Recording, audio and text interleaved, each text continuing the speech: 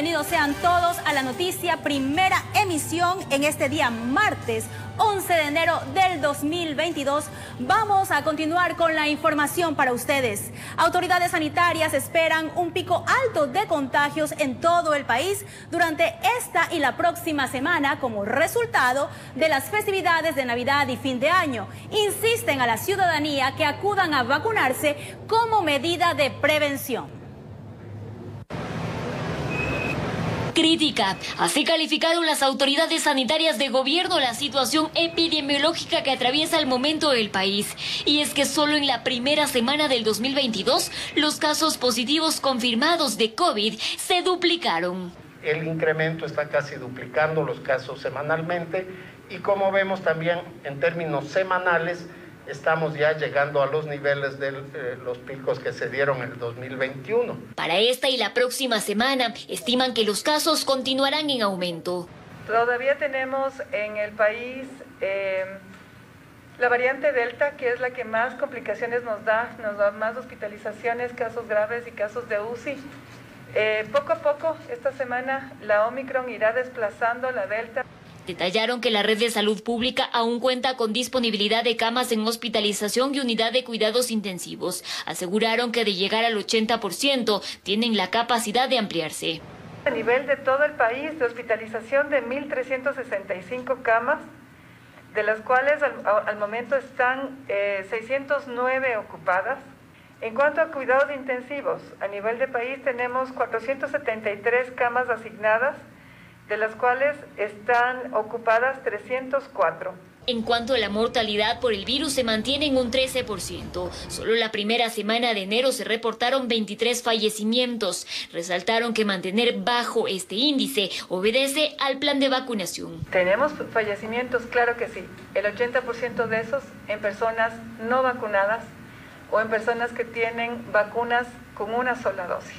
Se garantizó que se cuenta con las pruebas necesarias para continuar testeando a la población y descartaron un desabastecimiento de insumos, pero insistieron en que se apliquen bajo criterio médico a quienes en realidad requieren. Se han realizado aproximadamente 15.000 pruebas de antígeno, de las cuales tenemos el 53% de positivos y aproximadamente 20.000 pruebas de PCR, de las cuales tenemos un 38% de positividad viral. Esto nos indica que estamos en un brote pandémico. En este marco, la ministra de Educación, María Brown, anunció que el sistema de educación inicial, es decir, los menores de 4 años, también suspenden sus actividades desde este 10 al próximo 16 de enero para que los docentes puedan recibir la dosis del refuerzo. En Quito informó Adriana Rojas. Y la sala de unidad de cuidados intensivos del Hospital General Macas en Morona, Santiago, está al tope con personas contagiadas por COVID-19. Todos los pacientes son de caso Delta. Esta provincia amazónica es la que menor número de vacunados tiene en el país. Los contagios por COVID siguen en aumento en todo el país. La situación del Hospital Centinela COVID en Morona, Santiago, el General Macas, es complicada en las últimas horas por este motivo. En este momento, en la sala COVID, en el área de UCI, tenemos el 100% de ocupación. Son pacientes en estado crítico, la mayoría que aún no ha recibido el cuadro completo de vacunas. Lamentablemente se repite la misma situación, pacientes que no tienen la vacunación, que son los que más están acudiendo a los centros hospitalarios. Y es que esta provincia amazónica sigue a la saga en el vacunómetro del Ministerio de Salud Pública. Está en el último lugar en cuanto al número de personas inoculadas, aunque en los últimos días ha subido en algo el porcentaje, que apenas supera la mitad de sus habitantes que deben vacunarse. A fines de diciembre y inicios de este mes de enero se ha logrado un pequeño repunte, estamos llegando al 60%. En los puestos de vacunación hay una mayor concurrencia de la ciudadanía, luego del aparecimiento de nuevas variantes del virus que son más contagiosas, por lo que el riesgo de enfermarse aumentó. Un hecho del que está consciente gran parte de la población. A los jóvenes, a todos que se vengan a vacunar, porque esto de la pandemia no es juego. Muchas personas ya se han vacunado estas 2 dosis y lamentablemente han sido contagiadas. Sin embargo, el principal problema que se enfrenta es la negativa que hay en los indígenas, sobre todo los shuar, que no aceptan vacunarse porque se aferran a su medicina natural como protección ante el virus. Son ideas, son como visiones de las personas de este rincón de la Amazonía, con las cuales debemos manejarnos todos los días. Sobre los casos de mortalidad, la cifra es baja. Durante los meses de septiembre, octubre y noviembre no tuvimos casos de fallecidos, pero en el mes de diciembre tuvimos 2 casos. Desde la provincia de Morona, Santiago, informó Edwin Fernández. En Guayaquil, centros comerciales y supermercados están requiriendo el carnet de vacunación a los niños que acuden con sus padres para ingresar al patio de comidas o a los juegos infantiles. En algunos establecimientos también solicitan la cédula de identidad. Veamos. La escasa afluencia obedece al pico y los gastos desatados en diciembre. Sin embargo, en uno de los centros comerciales más grandes de Guayaquil, todos deben presentar sus carnets, incluso los niños de 5 años, según lo dispuesto por el COE Nacional. Bueno, por seguridad sí está bien, porque los niños son los que transmiten más la enfermedad. Pues. Porque esta epidemia está terrible. Y hay niños que aún no han sido vacunados. La mayoría va a la plaza de comidas y por ahora, pues, lo otro puede esperar. Los criterios de las madres de familia, sin embargo, son diversos. En niños no. Porque, bueno, por ahí todavía no le exigen la vacunación y todavía no estoy segura si lo va a vacunar. Porque dicen que les puede afectar a la salud, no saben lo que están inyectando, hay niños que de pronto fueron operados del corazón. Por ahora aquí solo están pidiendo el carnet a niños desde los 12 años. En un comunicado, informaron que sobre la solicitud de certificados de vacunación a niños desde los 5 años, el centro comercial está a la espera del pronunciamiento del COE cantonal, autoridad competente para las disposiciones en Guayaquil. Apenas se disponga, el centro lo acogerá inmediatamente. En supermercados también cumplen con la disposición, afirman. En algún momento alguna queja, pero han sabido entender en algunos momentos. Suele darse, pero ha habido bastante comprensión en el caso, ¿no? Con ello, los niños también. Contra viento y pandemia. Con cámara de Juan Bustamante, informó Jorge Escobar. Y el Pleno de la Asamblea Nacional debatirá este martes el primer informe sobre la Ley para la Gestión Sanitaria causada por el COVID-19, en donde se le permite al Comité de Operaciones de Emergencia tomar ciertas decisiones y aplicar sanciones. La Asamblea Nacional ha sido convocada a sesionar este martes para tratar el informe de primer debate sobre la Ley de Gestión de Emergencia Sanitaria causada por la COVID-19. A decir de los médicos, dicha ley llega tarde, pero aseguran que es necesaria. Nosotros llevamos ya 1 año y 10 meses de pandemia. Estamos atravesando un momento muy peligroso, muy complicado por la presencia de la variante Omicron. El proyecto normativo le faculta al Comité de Operaciones de Emergencia a tomar decisiones como limitar la libertad de tránsito, reunión, establecer aforos, suspender eventos, entre otras cosas.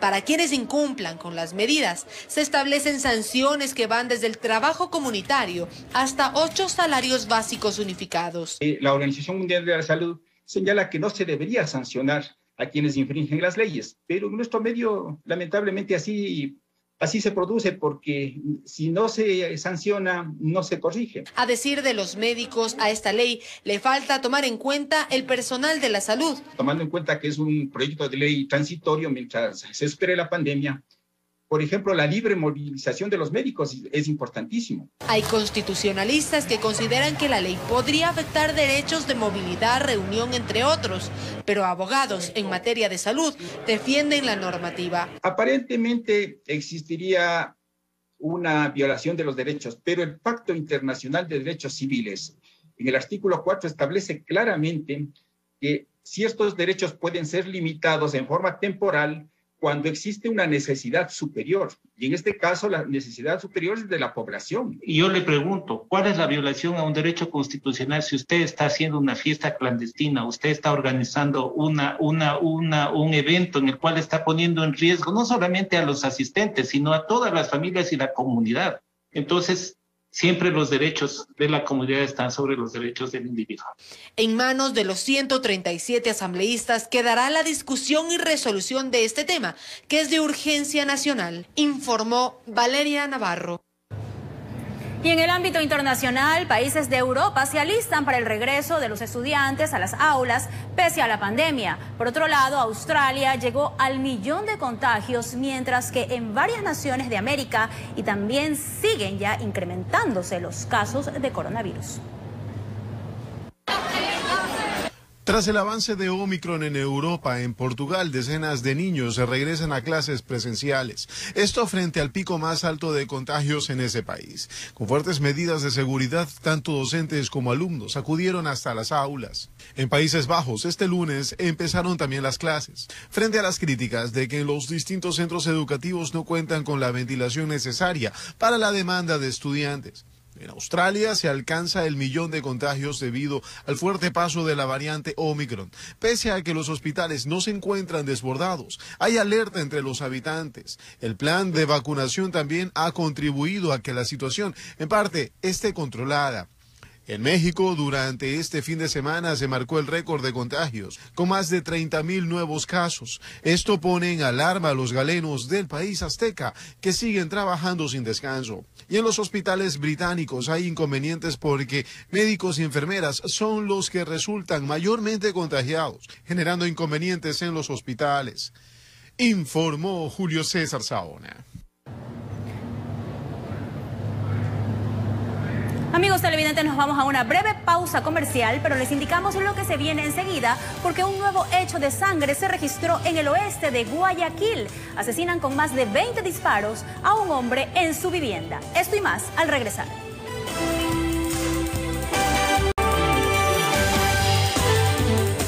Son las 7 de la mañana con 17 minutos. Seguimos informando aquí en la noticia Primera Emisión. Un nuevo hecho de sangre se registró en el oeste de Guayaquil. Asesinan con más de 20 disparos a un hombre en su vivienda ubicada en el sector de San Eduardo. La víctima había salido de uno de los recintos penitenciarios hace un año.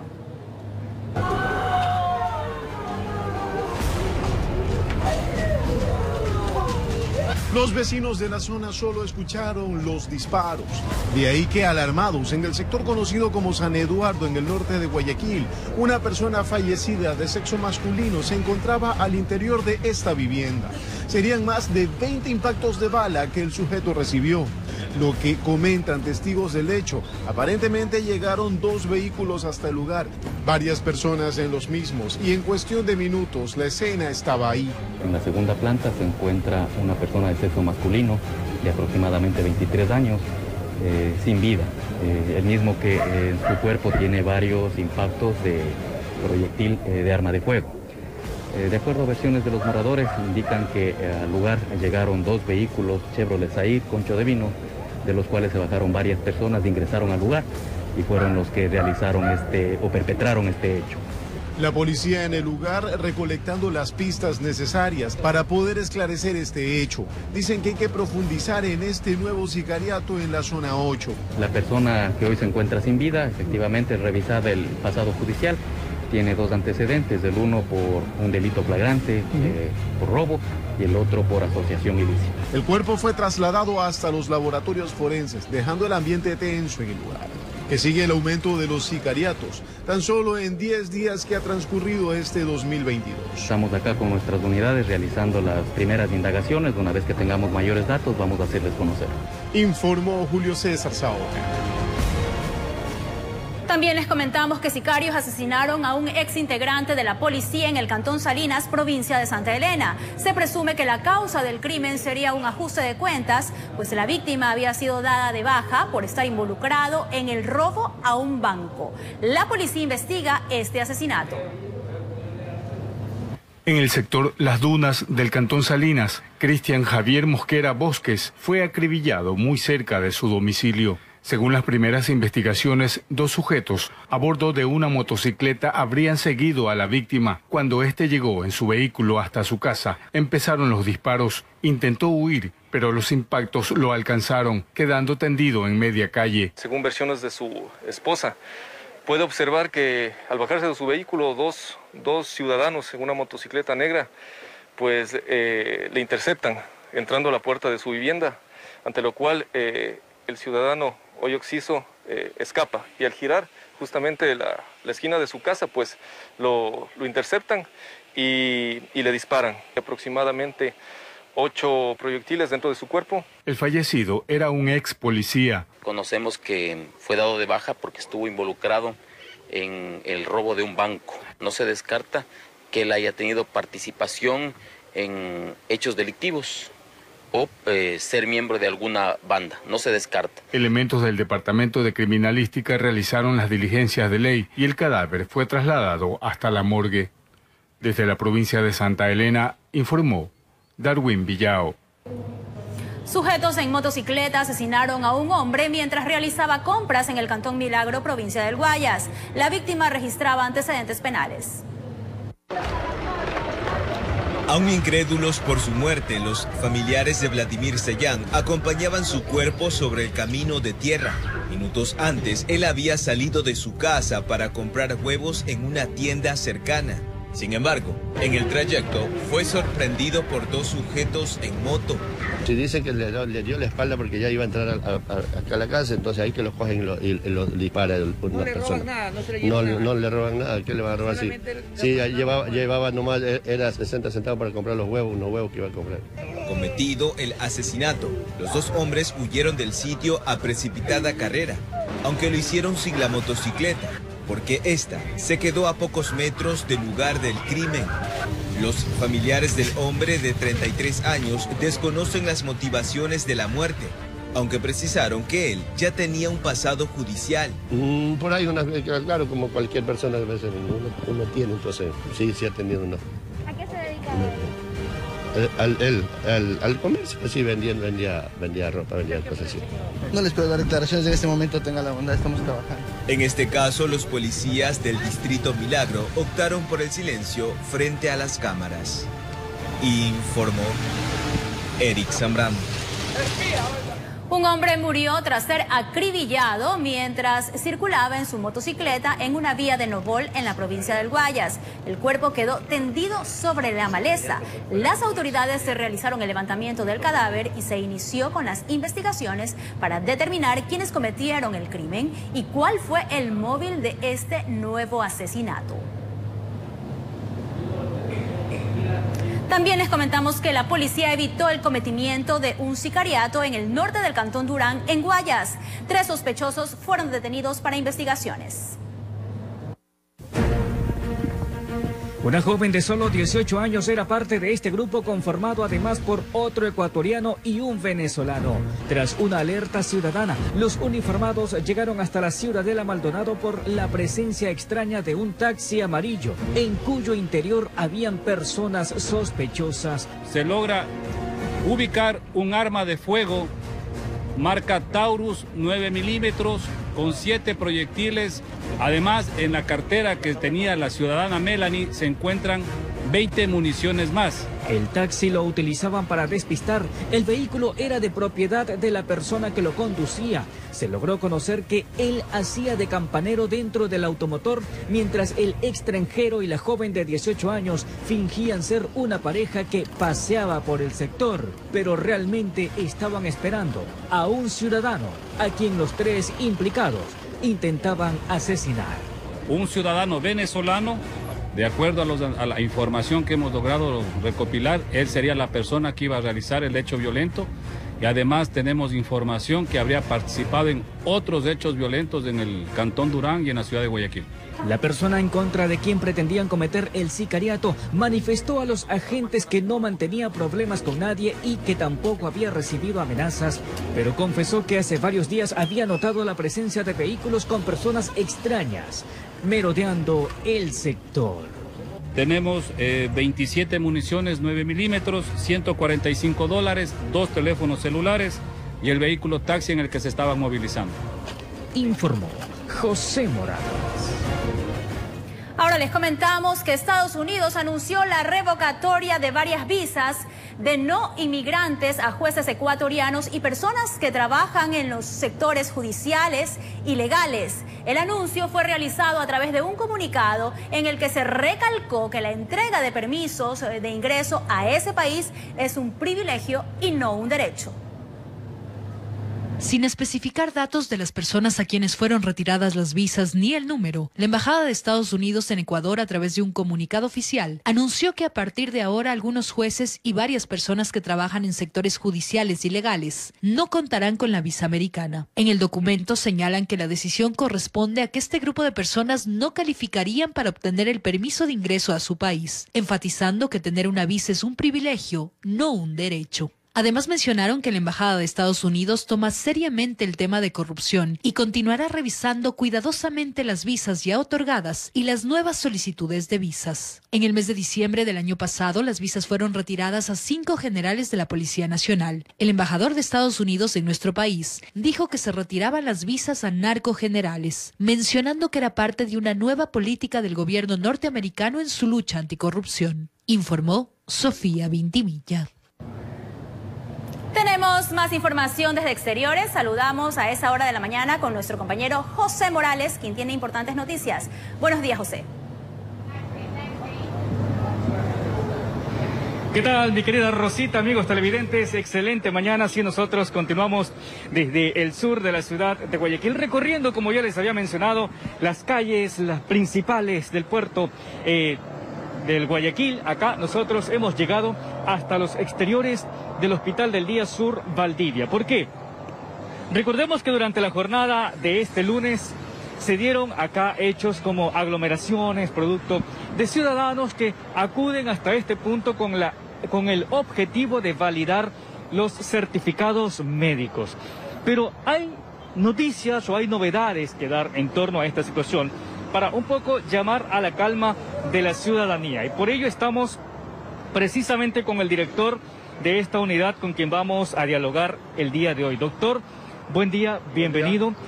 Primero nos decían que ayer, por ejemplo, se generó acá una concentración masiva de ciudadanos, básicamente por el tema de la validación. Buen día. Buenos días. Sí, yo soy el director médico de esta unidad. Nosotros estamos trabajando a partir de las 7 de la mañana, como ustedes verán, de una forma muy organizada. Ya a esta hora pues tenemos prácticamente atendido a todo el personal que viene a validación. Hay 2 clases. La primera, que es la validación de los certificados, y la otra, que es el canje de los certificados de los pacientes que ya vienen con COVID positivo. En este sentido, nosotros estamos atendiendo cerca de 180 diarios, ¿no? Y más o menos por el canje de pacientes que vienen ya con certificados particulares, atendemos cantidad similar o un poco más. De esto de aquí lo hacemos más rápido. Un caballero, vemos que acaba de sufrir acá un percance al bajar las escaleras. De pronto venía leyendo, venía distraído un poco, no se percató de que existía un escalón más, pero ya está todo tranquilo. El personal incluso ha colaborado con el caballero. Disculpe, doctor, la situación que acaba de presentarse. Ahora, hay algo importante que señalar.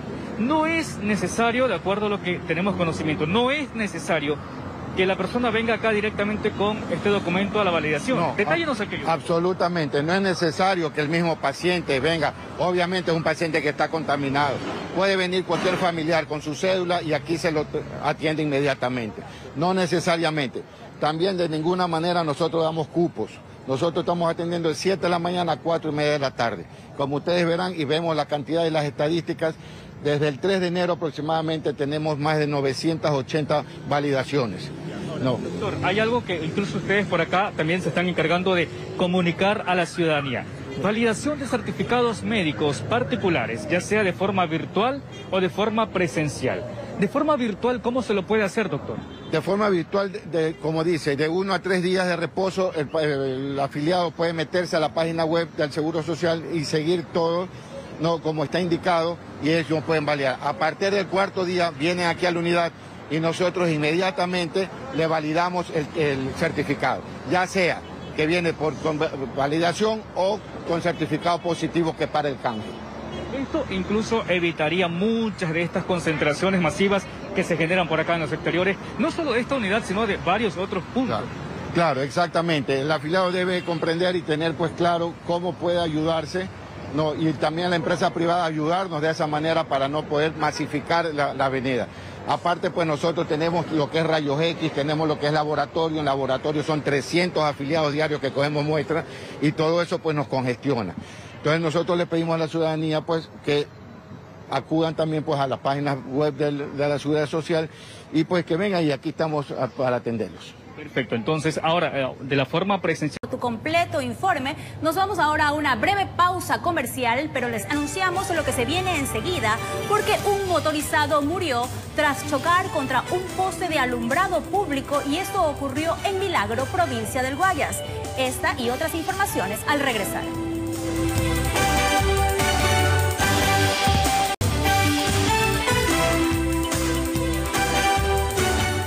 Son las 7 de la mañana con 35 minutos y seguimos informando aquí en la noticia Primera Emisión. Un motorizado murió al chocar contra un poste de alumbrado público en Milagro, provincia del Guayas. Se presume que habría estado compitiendo con otro conductor de una motocicleta.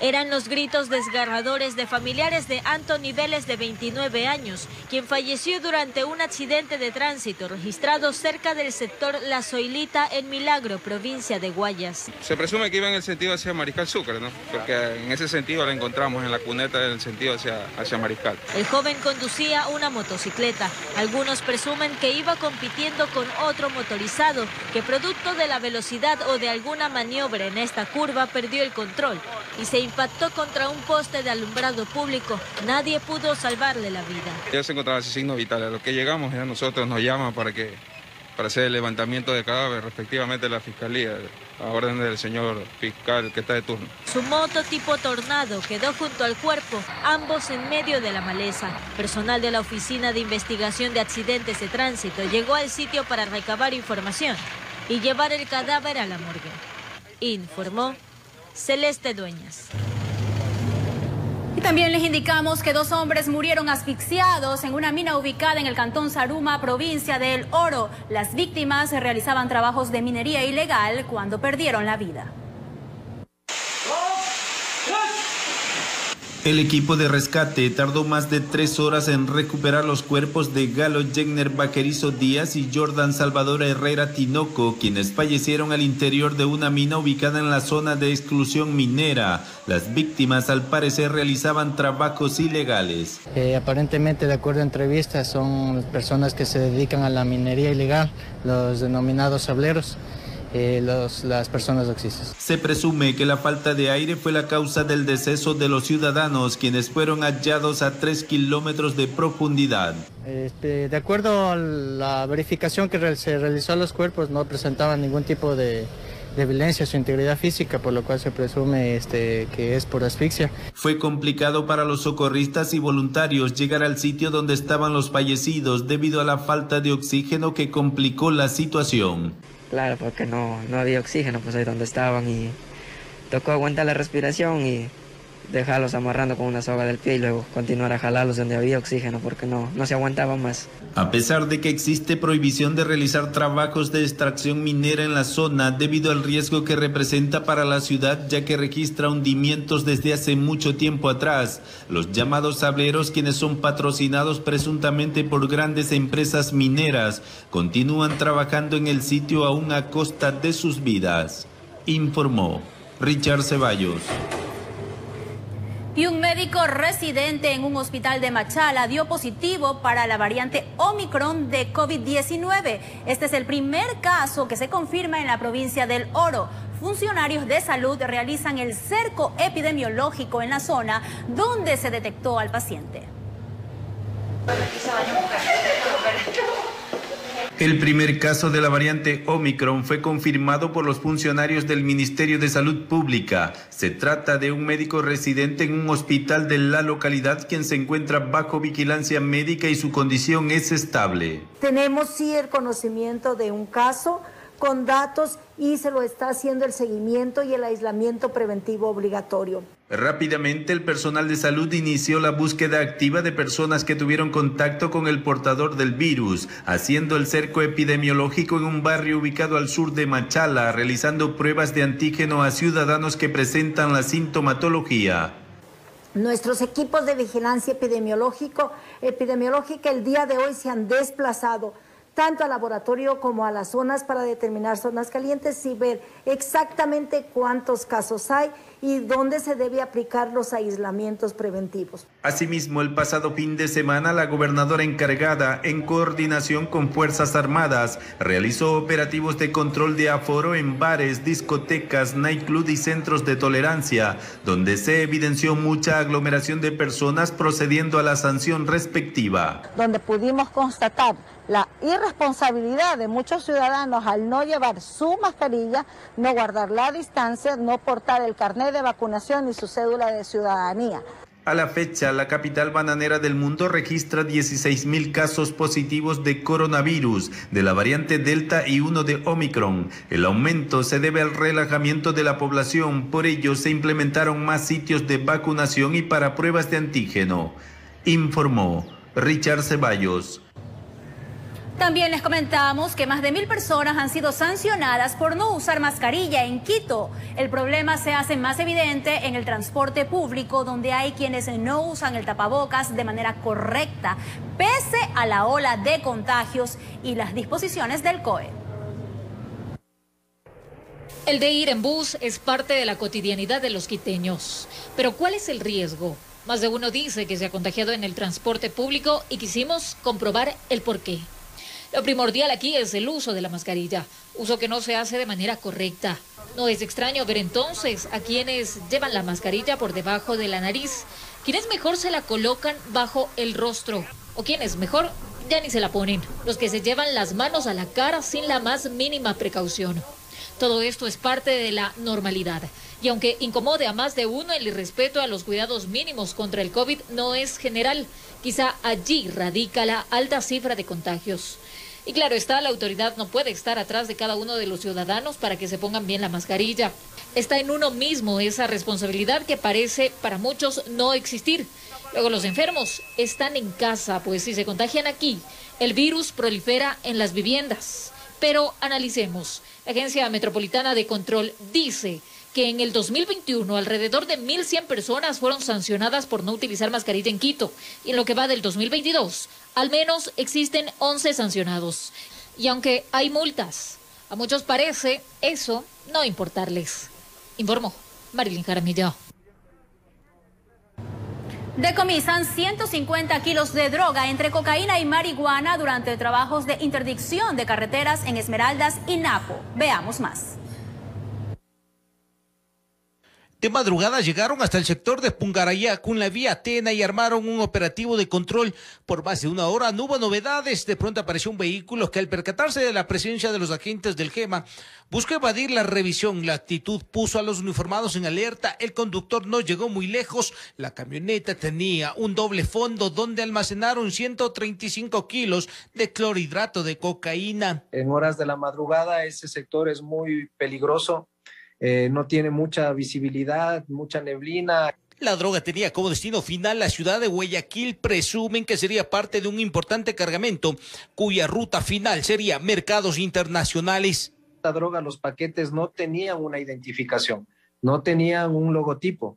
Entonces ya los investigadores pues tendrán que hacer su parte, ¿no? En la misma zona pararon la marcha de un bus de servicio interprovincial que cubría la ruta Lago Agrio-Quito. Al revisar las bodegas se encontraron con un saco de yute que contenía plátanos y en el medio un paquete tipo ladrillo que a la prueba química dio positivo para marihuana. El peso 1 kilo que tenía remitente, pero no estaba entre los pasajeros del dueño. Están siendo investigados el conductor y también el ayudante porque no saben quién dejó ese paquete. Del oriente nos trasladamos a la ciudad de Esmeraldas. Otra vez agentes del grupo GEMA pararon la marcha de un camión que transportaba electrodomésticos. Bajo esta fachada intentó pasar 12 kilos de marihuana. La droga estaba camuflada en las paredes de un congelador. El chofer tenía la ruta San Lorenzo-Guayaquil. La marihuana es básicamente y principalmente para consumo interno. Cerca de 150 kilos que se quedaron a medio camino, no lograron pasar los controles en las diferentes carreteras en Quito, informó Iván Casamen. Son las 7 de la mañana con 44 minutos. Nos vamos a una breve pausa comercial, pero sigan en nuestra sintonía porque tenemos más noticias aquí en la primera emisión.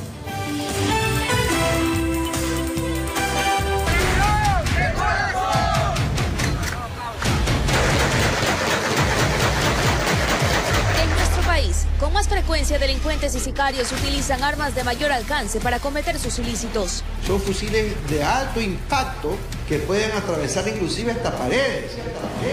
¿Por dónde ingresan esas armas? ¿Y qué tipo de controles ejecutan las autoridades pertinentes para frenar su tráfico? Más del 95% de los decomisos e incautaciones son en la ciudad de Guayaquil. Este miércoles, en la emisión estelar de su informativo La Noticia, les presentaremos un informe especial.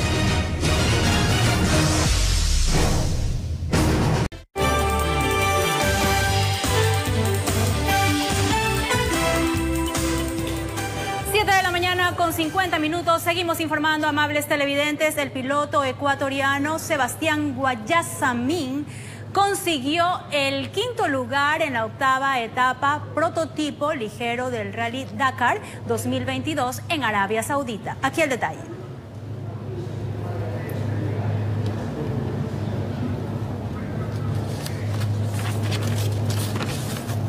Vamos con más información, amables televidentes. ¿Qué se viene, señor productor?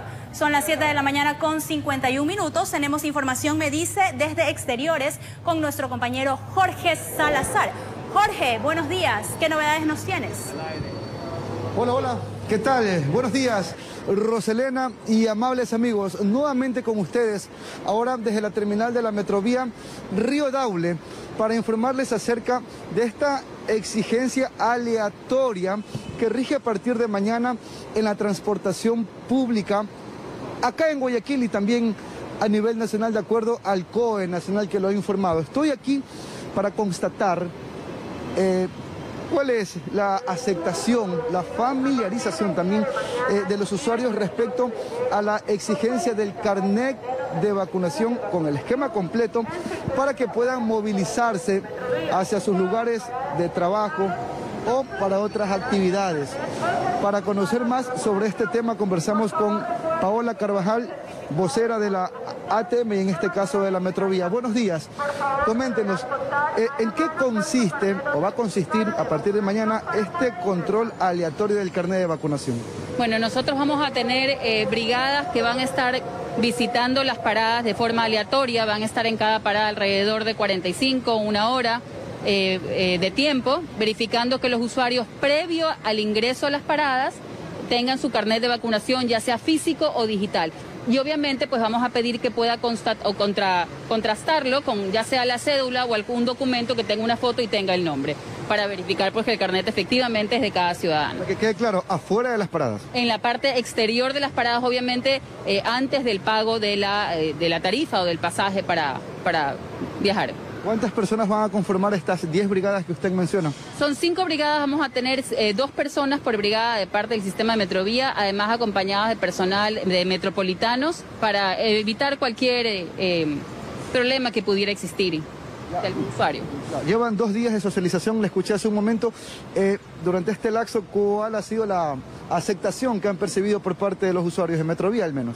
Bueno, la aceptación ha sido principalmente, es satisfactoria, lo toman de buena medida, en la medida en que entendemos que aunque podría ser una molestia adicional, aquí lo importante es cuidarnos entre todos, ¿no? Es protegernos como ciudadanos, como todos los que vivimos en Guayaquil y proteger al resto. Hay un tema de corresponsabilidad y es la manera también de apoyar la salud por parte del sistema Metrovía. Finalizo con esto. Mucha gente en redes sociales manifiesta que esto sería un atentado al derecho de movilidad. ¿Cómo lo toman ustedes? Bueno, yo le voy a ser muy franca, yo ahí sí abogada no soy, entonces mal puedo opinar sobre casos que no comprendo y no soy experta. Lo que sí le puedo decir es que es fundamental que todos nos vacunemos y que realmente nos preocupemos no solo de nuestra salud, sino de los que están alrededor de nosotros. Y alrededor de nosotros también implica aquellos que viajan dentro del sistema. Nosotros tenemos que ver que sea el ambiente lo más seguro posible, por eso estamos de forma permanente poniendo alcohol en todas las paradas. Por eso estamos verificando con personal de la Dirección de Vinculación, tengamos un control de aforo. También en las unidades un pedido a los ciudadanos, cuando las unidades ustedes ven que ya llega a su nivel de aforo, simplemente esperar porque las unidades terminan pasando cada 3 o 4 minutos dependiendo de la hora en que se toma el servicio. Entonces un poco de paciencia buscando cuidarnos entre todos. Que prime el derecho a la vida. Así es, esto es lo fundamental. Listo, muchas gracias. Conversamos ahora con los usuarios. Vamos a preguntar si desde ya portan su carnet de vacunación, porque ojo, si bien hoy no se exige en la Metrovía, sí en otros lugares. Damita, buenos días. ¿Tiene conocimiento que a partir de mañana probablemente le soliciten el carnet de vacunación contra el COVID para movilizarse en la Metrovía? No, sí, yo sí lo tengo. Buenos días. Sí. Muéstrame, déjeme ver. Y de esto se hablaba, ¿no? Contemos los segundos que toma solicitar un carnet de vacunación. Probablemente en horas pico, todo este tiempo para una persona se teme que vaya a generar columnas extensas de personas en los exteriores de las paradas de la Metrovía. Bueno, y también se van a controlar en los buses urbanos. Hay que consultarle esto a la Dirección de Transporte Público de la ATM. Ahí está, efectivamente. ¿Cuál es su nombre? Carmen Ávila. ¿Carga su cédula también? A ver, déjeme ver su cédula para cotejar. ¿Por qué hago esto? Porque es lo que dijo hace un momento la vocera de la ATM, Paola Carvajal, que se va a tratar de verificar. De repente no falta un avivato, la viveza criolla, y presentar un carnet falso o de la vecina. Ahí está, Ávila Anchundia. Carmen, ahí está la cédula, la vacunación, cumple con el esquema completo. Muchas gracias. Cerca de 1 minuto por pasajero. También habrá que tomar cartas en el asunto sobre este tema. Caballero, buenos días. ¿De repente ya porta su carnet de vacunación? Sí, amigo, sí tenemos. Listo. ¿Tiene conocimiento que se va a solicitar acá a partir de mañana? Mañana, sí. La segunda dosis ya tengo puesta ya. ¿Dónde está el carnet? Deben de cargarlo a la mano, el carnet, creo yo a partir de mañana. Que acá el hombre es rápido. ¿Cuántas dosis? 2, la segunda dosis ya la tengo puesta ya. ¿Cuándo la tercera? Cuando me toque, ya creo que en estos meses ya me toca ya la tercera dosis ya. ¿Y la cédula? Ahí está el hombre. Usted anda preparado más o menos. Como en la guerra. ¿Cómo qué? Como en la guerra. Déjeme ver el carnet para cotejar. Es el mismo. Mañana van a estar así, probablemente se lo pidan. Claro, porque ojalá que pidan así entre las dos, la cédula y la otra, porque ¿qué pasa sin esa si no sabe cómo me llamo? El número de cédula también. Listo, estimado caballero, muchas gracias. Buenos días, caballero. ¿Está de acuerdo que ahora se exija el carnet de vacunación para movilizarse dentro de Guayaquil? Claro, bueno, de mi personalidad sí estoy de acuerdo en que se pidan lo que es el carnet de vacunación ahora mismo, ya que este aquí nos va a ayudar a prevenir un poco más los contagios. Listo, muchas gracias. ¿Usted, Damita, también está de acuerdo con la exigencia del carnet de vacunación? Por una parte sí. ¿Y por otra? No, porque hay contrato empresa, depende de la persona, criterio de la persona, es responsabilidad de la persona vacunarse. ¿Usted carga el carnet? Sí, yo sí lo cargo. Listo. Buenos días, caballero. Listo. Buenos días. Con el carnet a la mano, amigo, por si acaso. Sí, siempre ahí. Deje ver. Listo. Correcto. Bueno, de estas pocas personas con quien he conversado, están de acuerdo y cargan su carnet de vacunación. Esto nos hace entender que mañana no habrán inconvenientes durante estos controles. Me despido, buenos días. Es todo por hoy en la noticia Primera Emisión, pero sigan en nuestra sintonía porque enseguida viene la noticia en la comunidad junto a Hugo Gavilanes.